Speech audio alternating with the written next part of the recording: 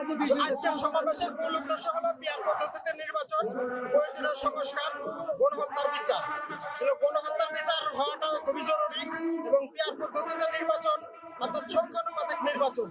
অতীতে যে পদ্ধতিতে নির্বাচনগুলো হয় দেখা যায় যে একটা কেন্দ্রে একটা এমপি হয়তো যে জয়ী হয় এবং যে পরাজিত হয়, পরাজিত ব্যক্তি দেখা গেছে হয়তো 80% ভোট পাইলেও সে তার সমস্ত ভোটকে বাতিল বলে গণ্য হয়। জয় যে হয়, জয় নিশ্চিত করে সে মানে জয়ী হয়, বিজয় ঘোষণা হয়।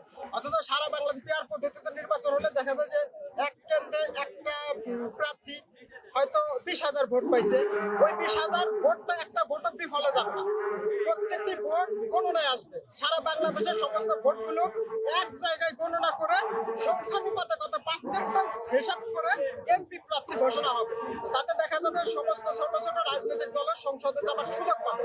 ইসলামী আন্দোলন বাংলাদেশ ব্যক্তি সুবিধা কখনো খোঁজে না, এরা দেশের জাতির সাধারণ জনগণের সকল মানুষের সুযোগ সুবিধাকে বিবেচনা করে ছোটখাটো সকল রাজনৈতিক দল যাতে সংসদে যাওয়ার সুযোগ পায় সেই সব কথা বিবেচনা করে পিয়ার পদ্ধতির মানে নির্বাচনের দাবিতে আজকের এই মহাসমাবেশ আয়োজন করছে।